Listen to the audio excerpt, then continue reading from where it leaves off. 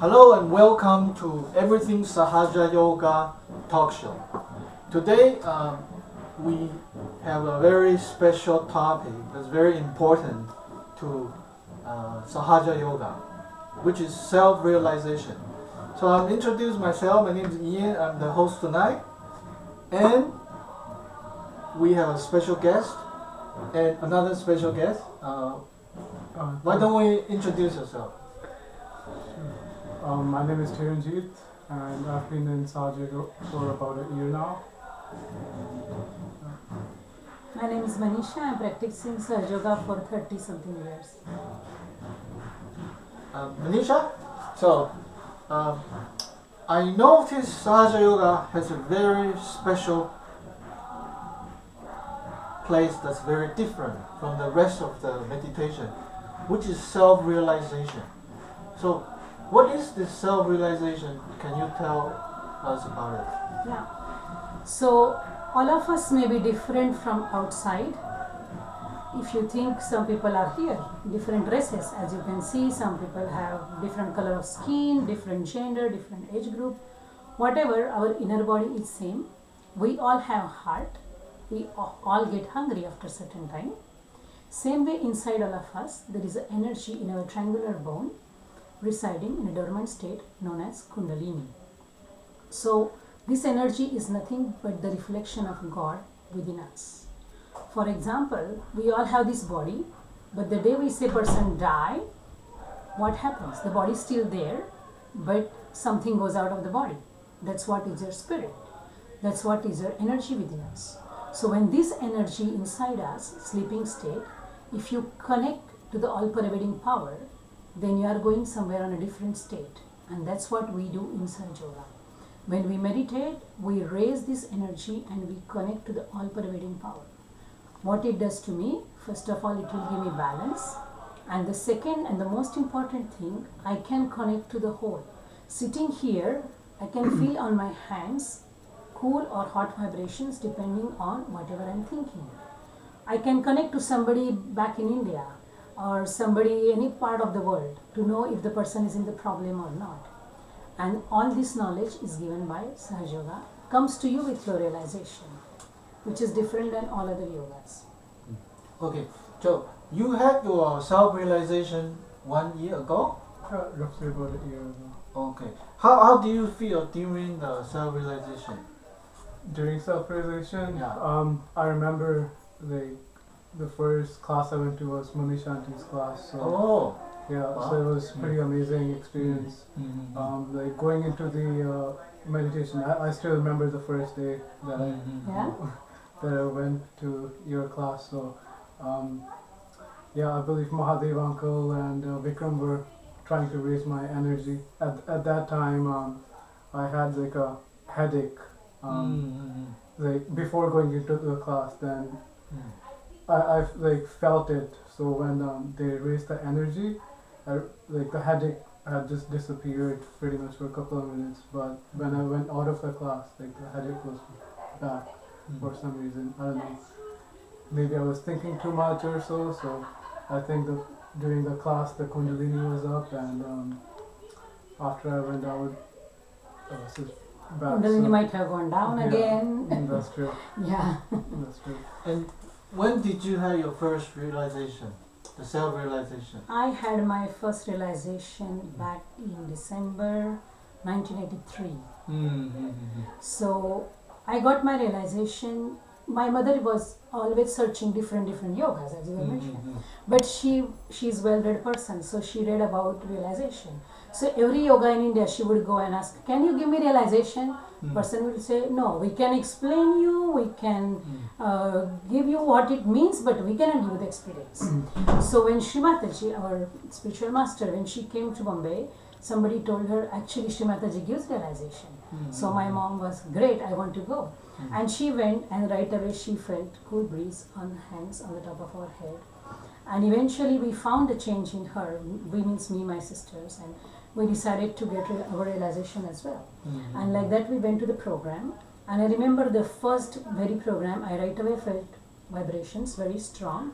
From the same day, I started doing meditation, which you already explained, foot soak. You explained in a different clip, right? I started doing foot soak every single day. And within 4 months, I could see the huge difference in me, to begin with academically. I was very, very bad student. I can barely pass. And I had my finals, 10th standard finals coming in. And in 4 months, I scored like such a high percent that nobody could believe it. Nobody, not teachers, not me. Then I realized how powerful is the meditation, because all my centers open, my brain open, and all what I was studying, I was just absorbing. So I achieved. 1983, I was 6 years old. So what I couldn't do for 10 years of school, I did in 3 months, and thanks to Sahaja Yoga.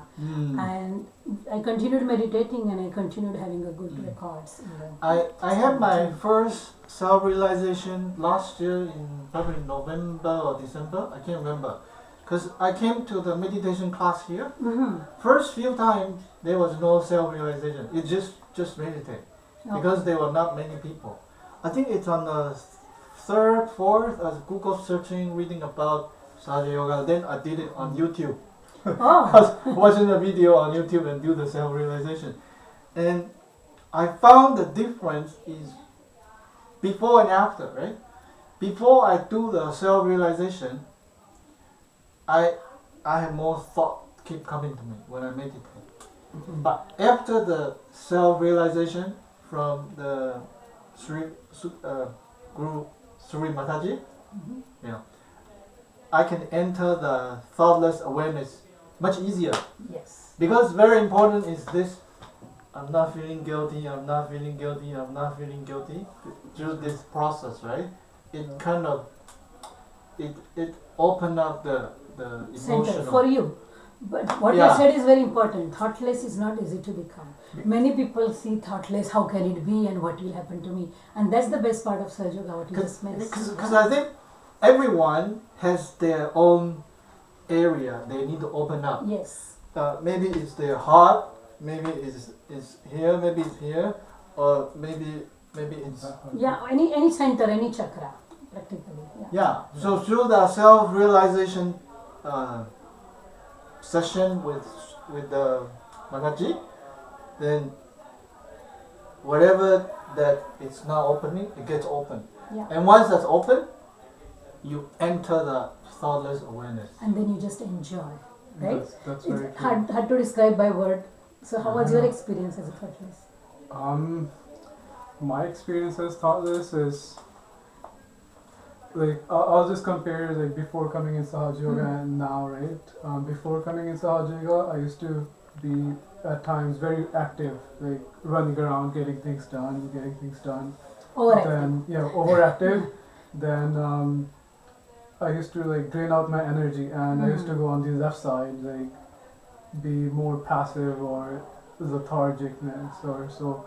So now I feel that like going into thoughtlessness or while meditating, like meditating 2 times a day and foot soak, I'm more in the balance, and like I sort of use my energy as consistently for sort of something like Most important here is not just thoughtless, you are aware. It's not that you are gone. You know what is happening around. Otherwise you are sleeping. Yeah, exactly. So it's a thoughtless awareness. That's the main state you get in Sahaja Yoga.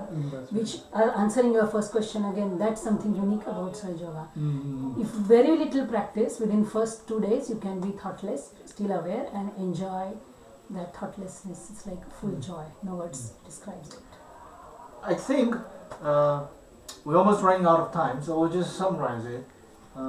If we put it in the perspective of learning how to drive, right? So, for example, we want to do a difficult one, parallel parking. So anybody learning how to drive, parallel parking is the most difficult. I know. So you can do parallel parking, you can almost get a license, almost like that. If you can be thoughtless, right? It's like you are a meditator, and to enter the thoughtless, you need realization. You need self-realization. Yeah, you need that session with our Guruji, Mataji, do the self-realization. That's a very good explanation. Thank you. Yeah. So that's it for our show this week. Please thumb up our video, press the like button, and then share on your Facebook. and come to our weekly Wednesday meeting in Burnaby. And Malaysia is the host for Vancouver. She has class every Friday night at the Joy Station. At Collingwood Neighborhood House. Yeah, Joyce. right off the SkyTrain. Very convenient. If you're students, you don't have a car, Friday evening, 7 meditation. o'clock. Yeah, meditation is your greatest party. So we'll see you next week and have lots of fun meditate. Thank you. Thank you. Thank you.